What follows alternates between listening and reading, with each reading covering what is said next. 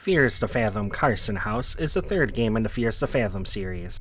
And boy are these games getting along. The first two games were little bite-sized horror stories that took less than 30 minutes. And this game took about an hour and a half, even though it was advertised taking about an hour. But we'll get to why that happened later on, because first, we gotta go over the story. The game starts off with a nice little story like the other two games, setting up the game. We are Noah, a 18-year-old who is tasked with looking after a house for a friend of their dad's for $100 over the weekend. Sounds easy enough. I hope nothing bad happens. After this short intro, the game starts. Well, sort of. We have a short dream segment first. You are in a laundromat, and all seems fine until you go downstairs and see that this is no ordinary laundromat, as there are rows upon rows of machines down a never-ending hallway. This caught me off guard because so far, these games have just had you jump right into the story, but this time they had a fake out. After being woken up, you get dropped off to the house, and your dad reminds you to lock the doors. Yeah, Dad, I know, lock the doors. I'm not 5. I know how to watch a house. We have to look for keys that were left under a rock to get inside, but first we pet the cute doggo for good luck. First thing I did when I opened up the house was go through the door that said, "Do not enter for any reasons." That sign won't stop me. I can't read. After looking around the house a bit, I decide I have to use the bathroom and completely ruin this guy's toilet because I was looking at my phone and didn't think I had any input here. Whoops.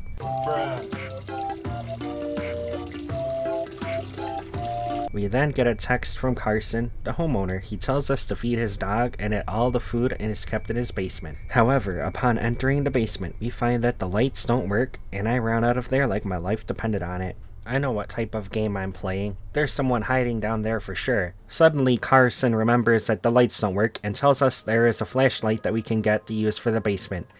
Gee, thanks for telling me after I went down there in the pitch black. After exploring the house, we finally had the flashlight, and we can now head downstairs again with only a tiny amount of protection. Nothing will jump scare me if I have a flashlight with me, right? Going back downstairs, I rummaged through the cans to find the dog food, only dropping everything a few times because I'm apparently dyslexic and I can't tell what key does what. I also appreciate that the developer had the self-restraint to not do the generic flashlight flickering thing when you need it most trope. I was definitely expecting that to happen and then some jump scares.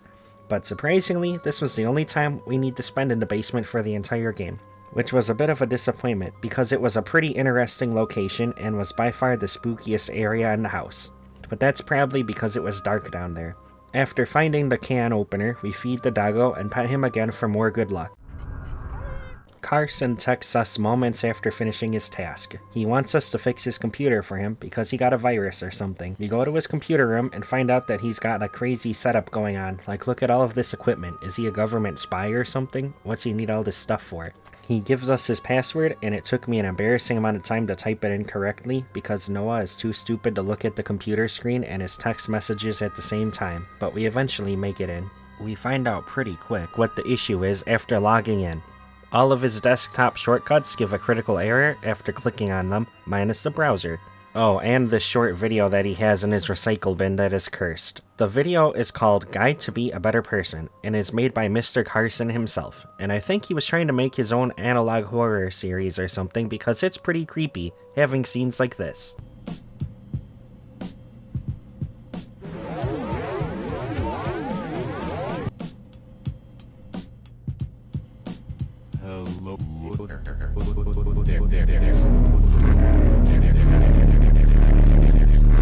After getting distracted by that, we go back to the task at hand, getting rid of the bugs on Carlson's PC, which was as easy as clicking a single button on the main web page after opening the internet browser, which I feel like is how you would end up getting a virus, but whatever. After downloading the antivirus software, it near immediately finds the problem and banishes it to the Shadow Realm, fixing the PC. Now you can use the security system, and most importantly, you can play the games installed on the computer, like this game where you guess the name of the country that is associated with the flag that you're being shown.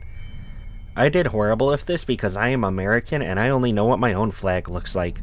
Carson says he'll give us a tip for fixing his PC, which was easy money.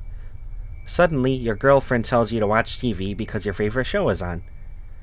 I don't know what show they were watching, but it was very strange. 1 out of 10. Would not recommend. Is this even regular TV, or are they just watching some weird YouTube series that some weirdo made? Here are some of the highlights. Today we are cooking cat food. We can work on an appetizer. I will be preparing what's known as a piece of cardboard dipped in milk. Nice. Hello, I'm the hand merchant. Buy some hands. And thankfully, we are spared from this torture by being asked to go grocery shopping, interrupting our chance to watch this weirdo eat his cat food meal. Oh well, we grab some cash and get on a bike and go to the store. But first, we get to have a bit of fun with the bike. The game lets you ride your bike inside of the house, which I did after fighting with it.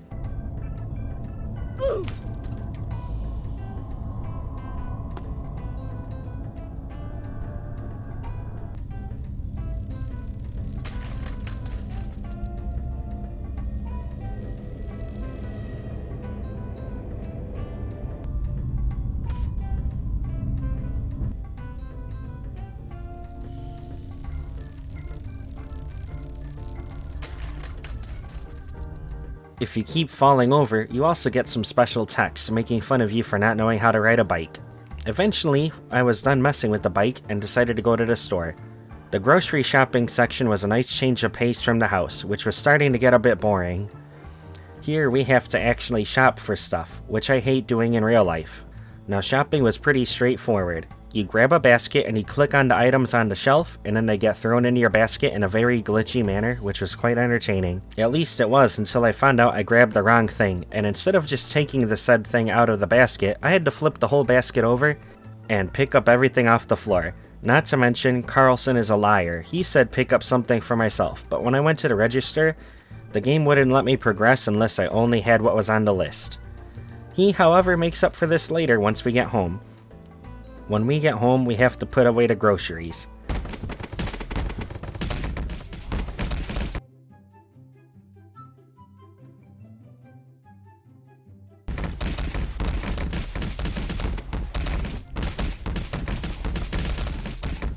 There, I think that looks right.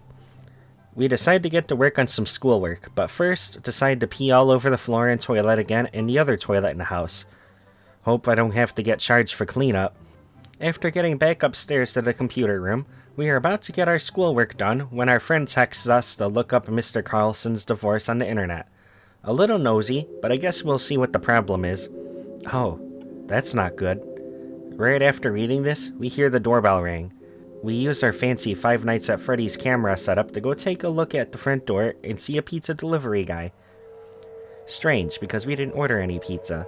Reluctantly, I go downstairs and talk to the guy through the door, and don't believe anything he says. This is it. He's the villain to the story, I thought to myself. I open the door after he confirms the address for the pizza, and I see this guy hiding around the corner making the goofiest face.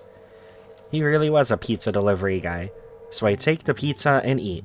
Then we get a text from Roy telling us about the pizza delivery guy coming, confirming that we didn't eat some random person's food that was sent to the wrong address. We then get to watch some more cursed TV shows. Thankfully, we get spared from watching these strange shows because someone is at the door again. We open up the door, and all that's there are some flowers. Strange, but not as strange as the TV show that came on while I was at the door. Come on down. Look at me. I'm the toilet man. Come on. Then we get a text from an unknown person that we brush off as being a mistake, and we get back to working on our schoolwork. We get startled from the power going out at 1:30 a.m. and check our phones to see we got some more angry texts while we were working on our homework. We then check the cameras to see what happened and see someone walk past the front of the house briefly. We go outside to investigate and find out that someone deliberately turned off the power to the house from the outside. We give the cute doggo another quick pet even though he failed to keep the intruder off the lawn, but it's over now that they're gone. We immediately think that it's our classmate Turner. We get a text from our unknown sender again, and when we respond, we hear a phone make a noise right next to us in another room. Now that's a bad home invader. They couldn't even bother setting their phone to Do Not Disturb. Being the idiot I am, I look for the room that they are in. Please don't be the basement.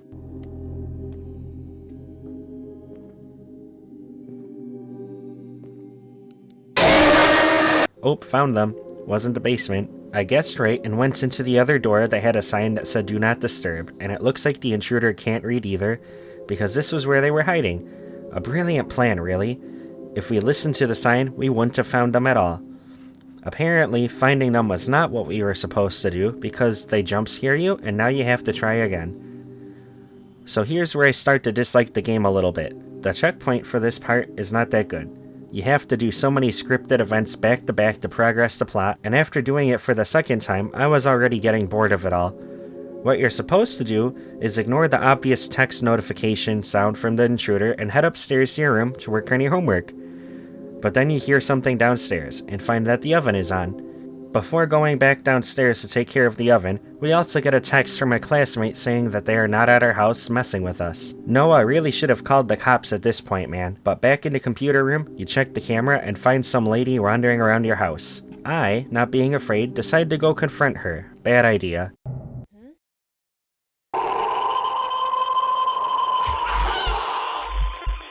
Should have seen that coming, but guess we get to do all that fun stuff again. Turn on the power, go upstairs, work on schoolwork, turn off oven, more text, and now we're back to where we are left off.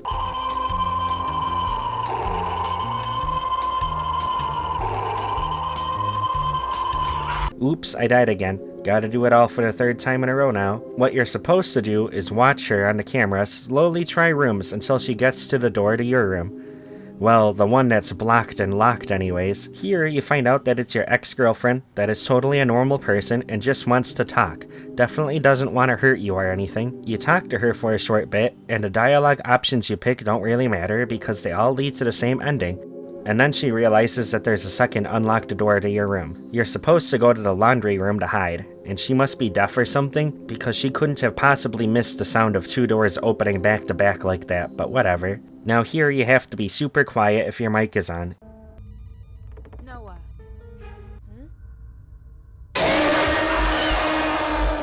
And whoops, I put my soda can on the table too loudly and she heard me. Time to do everything for the fourth time.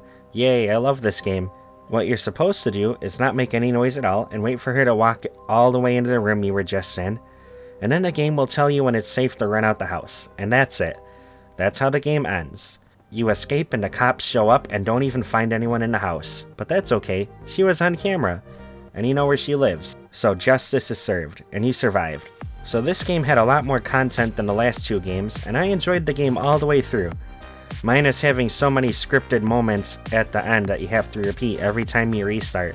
But hey, I guess that just helps add stress to the situation to help the game be more scary, since there's nothing more scary than wasting your time. Speaking of time, thank you all for choosing to use your time to watch my video. Hope you all enjoyed and subscribed, and watch the rest of the series when I review them. Goodbye.